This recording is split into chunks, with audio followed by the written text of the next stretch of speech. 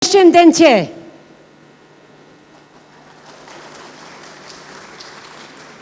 Mirsevini and Tech Park in Pristina. Sorry if I spelled it wrong, but these are my only words that I speak in Albanian, and I know them for 10 minutes now. Good morning, everyone. Good morning, everyone. It is my true pleasure to welcome you all to the 13th edition of the KosICT Tech Conference here at the brand new Tech Center in Pristina, which is the best example for successful transformation.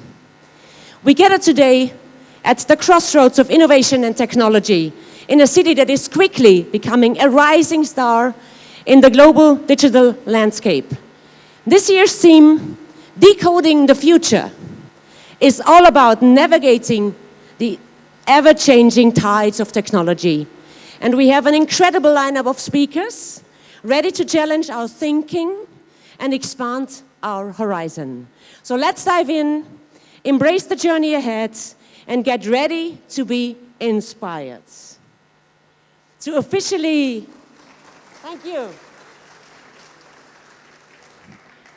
kick off this transformative event, we have two remarkable leaders who are driving innovation in Kosovo. Please join me in welcoming Ermal Sadiku, Chairman of the STIC Boards, and of course, it's our great pleasure to have you here, Mr. Albin Kurti, the Prime Minister of Kosovo.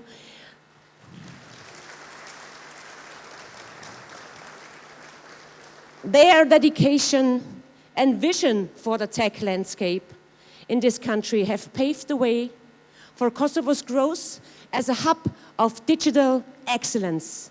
Let's give them a warm round of applause as they share their thoughts and aspirations for our journey ahead. Ermal, the stage is yours. Thank you. Enjoy the days. Wow. It's always easier when I do it in front of the mirror, but no matter how many times I do this, I still get emotions, and especially in front of you. Dear Prime Minister, thank you for joining us. Dear Minister, Rizwan Oli, esteemed guests, speakers, Vjolta, you did a great job. An honor to have you here. I'm going to try to be fast, and that's not my best thing. As you know, I speak a little bit too much. Vjolta asked me to be short, and I will try to be short. Last year, I spoke about the idea of why we do KosICT. Why are we gathered here, and what is the story behind all of this? It's been so many years. This year, the only way to take it a bit further is to say why we actually talk about IT in general. IT and ICT and engineering is the most life-changing industry in the history of the world. Its effects on society can mainly be seen, or mostly be seen, in countries that are going through development like Kosovo. They have been seen in countries like Lithuania and Estonia and India especially, and in big countries, but in countries like Kosovo, there are great, beautiful examples of how IT is changing the world, and how IT is changing the country, and how IT is changing people's life. I'm going to tell you three very short stories of my personal life to try to explain what I'm trying to say. And I'm going to be short, and these stories are so beautiful that maybe it's sad that I'm trying to make them short, but that's because of time constraints. So, some years ago, the STIC offices were not here, as some of you know. We were in the city center, and I used to have my morning coffee there whenever we had, 10 years ago, the board meetings with Vjolta and the team. I had a friend that had a PhD in psychology, and she told me that she knows somebody that is going through some life struggles and needs some help to develop her career. And funny enough, across the street of STIC, there was a restaurant that person was working there. Waiting, doing dishes, serving, and I used to know the person because the look in her eyes was smart, engineer. She used to do engineering, she used to study engineering, but kind of left it in between. And I talked to her and I said, please join us, let's see what we can do and get you trained and do whatever your dream was. And she joined and started to train with our team in engineering and QA and testing, and it's been almost 9 years now that she's working with me. Her life is completely different. She has her own apartment, her own car. She's an engineer. And these are stories that are true. Arta is here, and thank you for being a part of us after 9 years. And thank you for trusting our road ahead. I'm very proud. Story number 2, a guy from my company, he told me that he has a friend that needs some help again in the development of his career. And I remember the dialogue between us. And I said, what does your friend know? Does he know coding? And he said, nah, not really. I said, does he have a degree in engineering? And he said, no, not really. Does he have some family members that are engineers and maybe they can guide him through? And he said, no, not really. And I said, what does he actually do? And he said, he plays computer games. I said, is he any good in computer games? He said, he's one of the best Counter-Strike players in Kosovo. And I told him, okay, please join. And I asked him to come to us, and it's been 5, actually almost 6 years that he's with us. One of the best engineers that I have and I work with, always delivering for every client that we work. Emir, thank you for being a part of the team. What is important with people like Arta and Emir is not that they are beautiful engineers because there's so many of them, it's because they train more engineers every day. Arta and Emir has trained more QA engineers than anybody else I know in Kosovo. So it's not that IT changed her life into something beautiful, it's that IT is changing other people's life in that regard.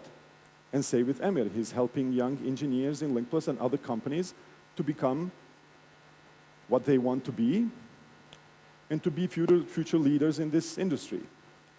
The last story, and I'm leaving. About 6 years ago, I had a very active Facebook account. I don't have social media anymore, but I used to have 20, 30,000 followers. I don't really remember, but I used to go out with these people and to talk to them and to engage with them. And then I get a call from one of the persons that we were speaking like digitally there, and I said, let's have a coffee and see what we can cooperate with. And I remember we went to a coffee, and she had a notebook and a pen, and she was writing things prepared, which is very not true for me. And she started to say that she wants to help me in my work in Linkplus in a way. She wants to join the company. I didn't really think that I need a person like that at that time because the chaos in the company suits me in the way that I work. And she started to ask questions. How do you work? What do you do? How do you handle sales? How do you handle marketing? How do you do operations and stuff? And all the time she was writing down. After 2 weeks, she said she needs some time. She went home. She wanted to get some preparation done. She gives me a call again, and then we meet at the same place at the same time. And she starts telling me what she thinks she can help in the company. To tell you the truth, now when I think about it, she was right about 15 or 20% of the things she said. But she was right 100% of the commitment that she did to be there and to do that job that she did. And I told her to come tomorrow to the office because she was hired. She come to the office tomorrow, first person in the office. We had a chat, and I told her where the office is. And I said, yeah, this is the open space for the engineers, for the people that work, and that small office there is my office, and that's my private office. It's very private to me. And I told her to get a chair wherever she wants, close to the engineers, and then after some time we will get together and find a way to cooperate and to talk. And she looked me in the eyes, I still remember, and she said, no, I want to work in your office. Because I came to Linkplus to learn from you, not to get a bigger salary. I already have a bigger salary in the other company that I work. And I went out of the office thinking of the fastest legal way to fire her. Because that was my office, and to me that was a bit, how to say, intrusive. Or I went to the bathroom, I washed my face, thinking of a way to fire her. You know, when I came back, she was in my office, she had a table and a chair. She put, I don't know where she got it. She opened her laptop and she started to work. I kind of got used to that. I kind of got used to her being there and helping me and guiding me and taking care of the mistakes which I do, and I do plenty of mistakes.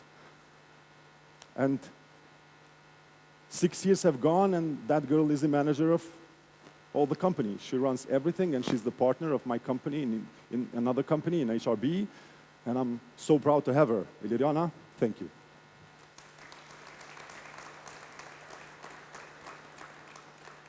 The reason I'm telling you these stories is not about Arta, Amer, and Iliriana. It's about how ICT is helping change people's life in Kosovo.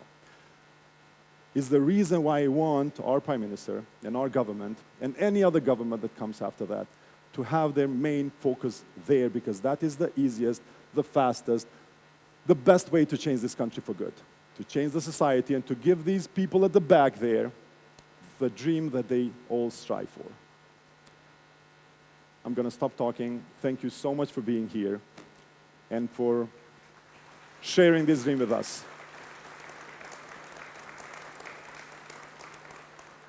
Mr. Prime Minister, the floor is yours. Thank you.